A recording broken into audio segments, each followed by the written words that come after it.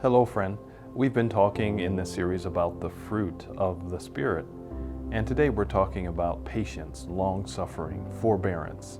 All of these words are used in different translations to describe the same fruit that the Spirit gives to a person. Listen to how it's described again in the context of the verse. But the fruit of the Spirit is love, joy, peace, long-suffering.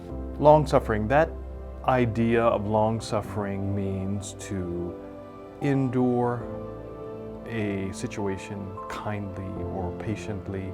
Again, that word forbearance comes into the mind.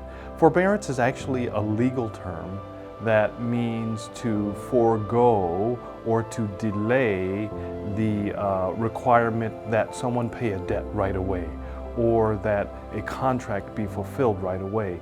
The idea is that in forbearing or foregoing the legal strictness right now, that person will eventually be able to pay or to fulfill the contract. Forbearance has a lot to do with mercy. Mercy is the idea that we faulty human beings can extend grace to others.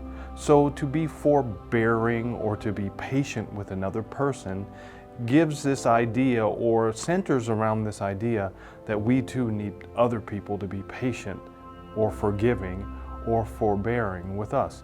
It's talking about the attitude that we have toward other people, to be forbearing. Someone who has the Spirit of God is patient with other people because he or she realizes that other people need to be patient with him or with her. In Matthew 18, verses 21 through 35, Peter goes to Jesus and he asks Jesus a question. And you know this story very well.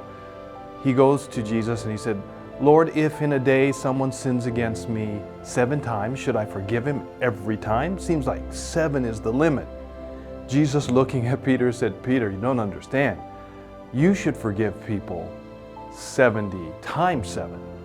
In other words, go way beyond what is already way beyond, and then go beyond that again." Jesus was trying to teach his disciples to be long-suffering, to be patient. Why should we be patient with other people who are constantly doing the same thing? "I've forgiven you 3 times today for this, I won't forgive you anymore." You ever felt that way? Okay, you may not want to say it. I've felt that way before. 7 times? Oh, that's just out of the question.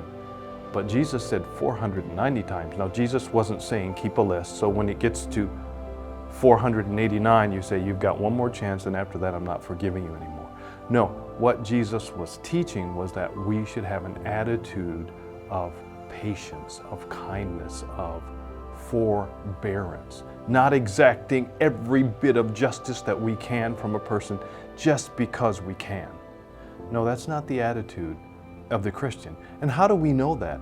Well, because Jesus goes on, if you read in those verses I just mentioned, Matthew chapter 18, verses 21 through 35, Jesus goes on to tell a story.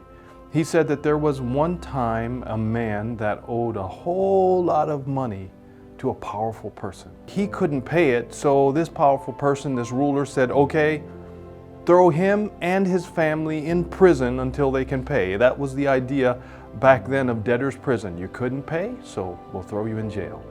Well, if you think about it, if a person's thrown in jail, how can they pay?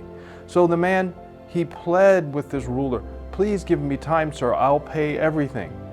And the ruler forgave his debt. Then this man goes out and finds a fellow laborer like himself who owes him just a little tiny bit of money.